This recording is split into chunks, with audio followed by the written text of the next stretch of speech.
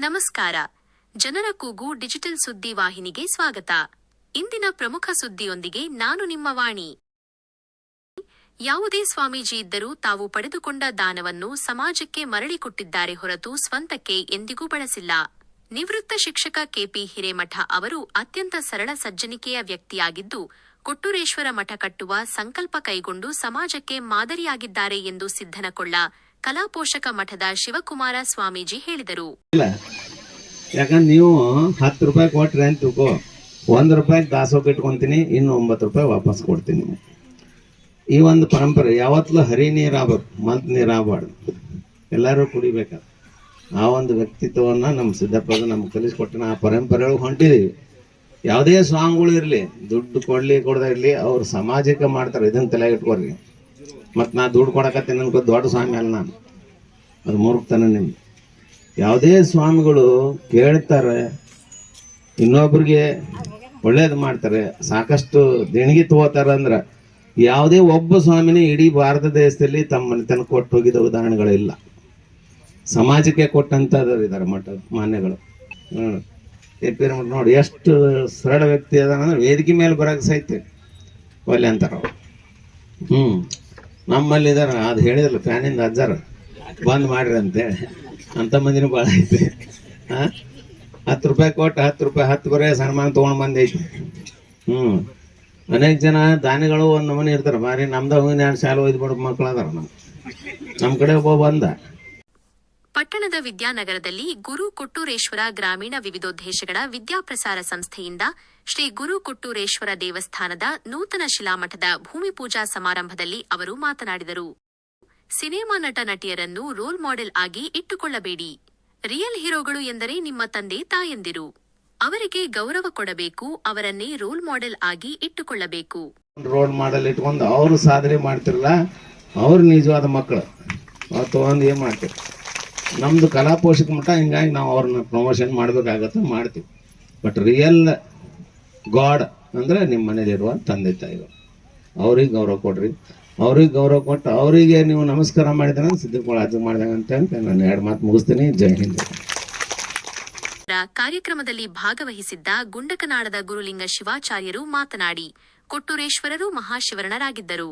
ಜಂಗಮ ಸಮಾಜದ ಸಂಬಂಧ ನೀರು ಮೀನಿನ ಸಂಬಂಧವಿದ್ದಂತೆ.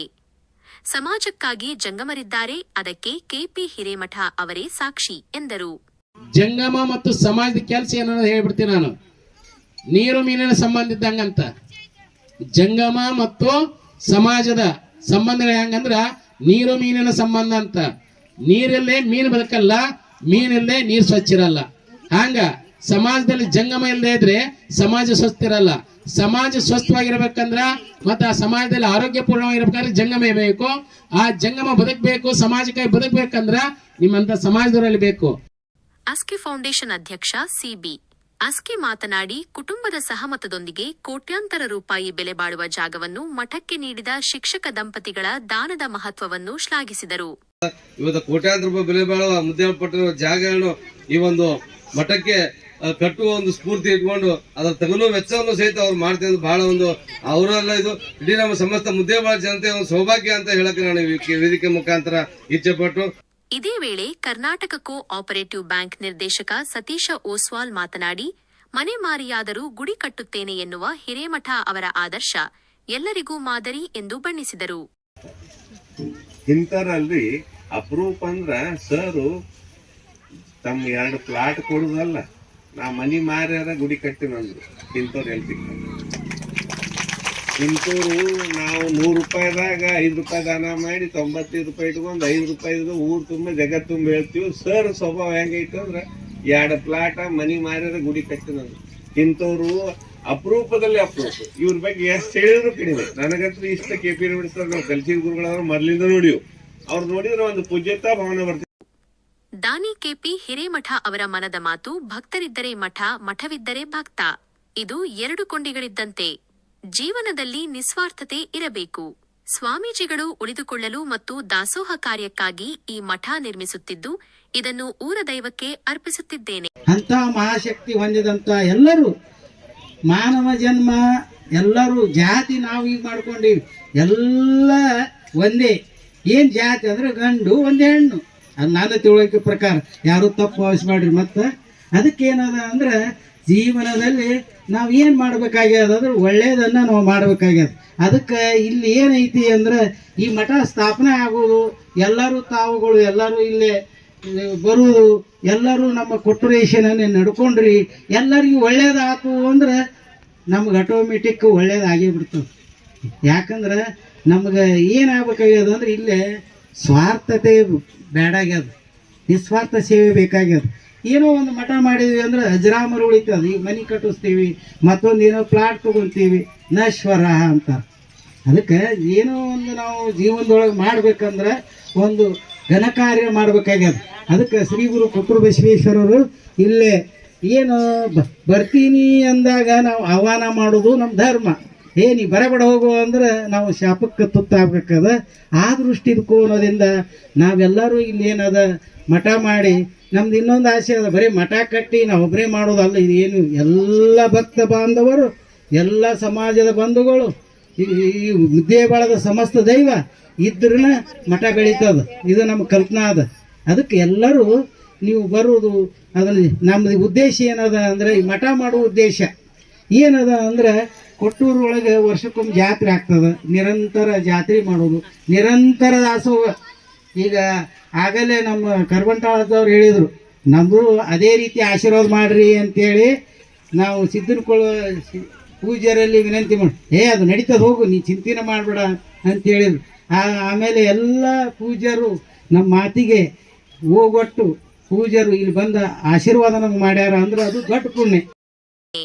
ಕುಂಟೋಜಿ ಭಾವೈಕ್ಯತಾ ಮಠದ ಚೆನ್ನವೀರ ಶಿವಾಚಾರ್ಯರು ಅಡಿಗಲ್ಲು ಸ್ಥಾಪನೆ ಆಗಿದೆ.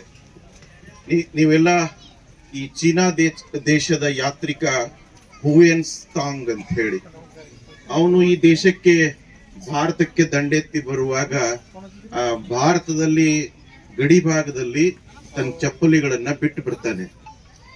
ಯಾಕೆ ಬಿಟ್ಟು ಬಂದ್ರಿ ಅಂತ ಕೇಳಿದ್ರೆ, ಭಾರತ ದೇಶ ಗುಡಿ ಸಂಸ್ಕೃತಿಗಳ ತವರೂರು. ಈ ದೇಶಕ್ಕೆ ಬರಬೇಕಾದ್ರೆ ನನ್ನ ದೇಶದಲ್ಲಿ ಚಪ್ಪಲನ್ನ ಬಿಟ್ಟು ಈ ದೇಶಕ್ಕೆ ನಾನು ಬರಿಗಾಲದಲ್ಲಿ ಬಂದಿದ್ದೀನಿ ಅಂತಕ್ಕಂಥ ಮಾತನ್ನ ಹುಯೆನ್ ಸಾಂಗ್ ಹೇಳ್ತಾರೆ. ಕಾರ್ಯಕ್ರಮದಲ್ಲಿ ಇಟಗಿ ಭೂಕೈಲಾಸ ಮೇಲುಗದ್ದುಗೆ ಮಠದ ಗುರುಶಾಂತವೀರ ಶಿವಾಚಾರ್ಯರು, ಸಾಹಿತ್ಯ ಬಿ.ಎಂ. ಹಿರೇಮಠ, ಎಂ.ಬಿ. ನಾವದಗಿ, ಕಸಾಪ ಅಧ್ಯಕ್ಷ ಕಾಮರಾಜ ಬಿರಾದಾರ ಹಾಗೂ ವೀರಶೈವ ಲಿಂಗಾಯತ ಸಮಾಜದ ತಾಲೂಕು ಅಧ್ಯಕ್ಷ ಪ್ರಭುರಾಜ ಕಲ್ಬುರ್ಗಿ ಉಪಸ್ಥಿತರಿದ್ದರು. ದೇವಸ್ಥಾನದ ನಿರ್ಮಾತೃಗಳಾದ ನಿವೃತ್ತ ಶಿಕ್ಷಕ ಕೆಪಿ ಹಿರೇಮಠ ಹಾಗೂ ವಿದ್ಯಾಪ್ರಸಾರ ಸಂಸ್ಥೆಯ ಅಧ್ಯಕ್ಷೆ ವಿಜಯಲಕ್ಷ್ಮಿ ಹಿರೇಮಠ ದಂಪತಿಗಳನ್ನು ಈ ಸಂದರ್ಭದಲ್ಲಿ ಸನ್ಮಾನಿಸಲಾಯಿತು. ಬಿಸಿ ಮೋಟಗಿ, ಮಲ್ಲಿಕಾರ್ಜುನ ಮದರಿ ಉಪಸ್ಥಿತರಿದ್ದರು. ಐಬಿ ಹಿರೇಮಠ ಸ್ವಾಗತಿಸಿದರೆ, ಸಂಗಮ್ಮ ದೇವರಳ್ಳಿ ಮತ್ತು ಸುಧಾರಾಣಿ ಮೇಟಿ ಕಾರ್ಯಕ್ರಮ ನಿರೂಪಿಸಿದರು. ನಿರ್ಮಾಣ ಮಾಡಬೇಕೆಂದು ಸ್ವಪ್ನದಲ್ಲಿ ಹೇಳಿದ್ದಾರೆ ಅಂತಂದ್ರೆ ಅದು ಎಲ್ರಿಗೂ ಬರಲ್ಲ. ಸುಮ್ನೆ ಯಾರು ದೇವರು ಬಂದು ನಿಮ್ಮೆಲ್ಲರ ಸ್ವಪ್ನದಲ್ಲಿ ಬಂದು ಹೇಳ್ತಾರೆ ಅಂತ ಆ ರೀತಿ ಆಗಲ್ಲ.